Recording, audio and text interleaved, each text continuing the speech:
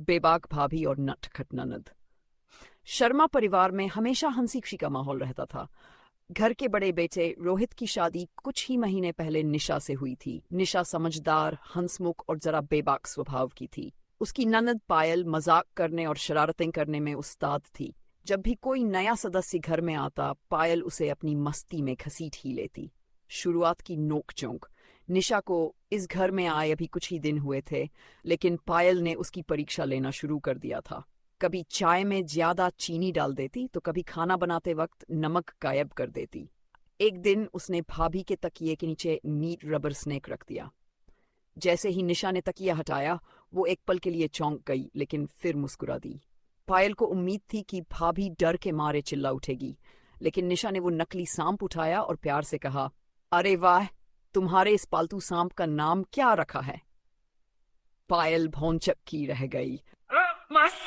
पायल ने सोचा कि इतनी आसानी से भाभी को हराया नहीं जा सकता, तो उसने एक और योजना बनाई। अगले दिन सुबह उसने भाभी की चप्पल छुपा दी। निशा ने सारा घर ढूंढा, लेकिन चप्पल नहीं मिली। अचानक वह मुस्कुराई और रोहित की जूती पहनकर रसोई में चली गई। पायल हंसते हंसते लोटपोट हो गई, लेकिन तभी निशा ने शरारती अंदाज में कहा, अब से तुम्हारी शरारतों का जवाब तुम्हारी ही स्टाइल में मिलेगा।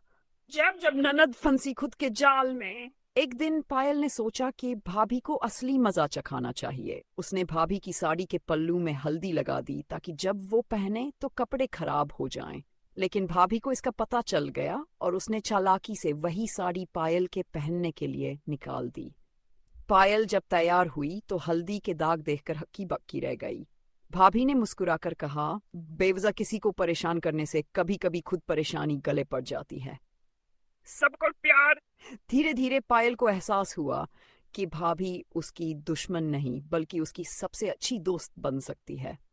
एक दिन उसने भाभी के पास जाकर कहा, भाभी, आप तो मेरी बहन से बढ़कर हो। निशा ने प्यार से उसे गले लगाया और कहा, और तुम मेरी सबसे शरारती लेकिन सबसे प्यारी ननद। सीख, रिश्तों में प्यार और समझदारी हो तो छोटी मोटी नोक-झोंक रिश्तों को और मजबूत बना देती है।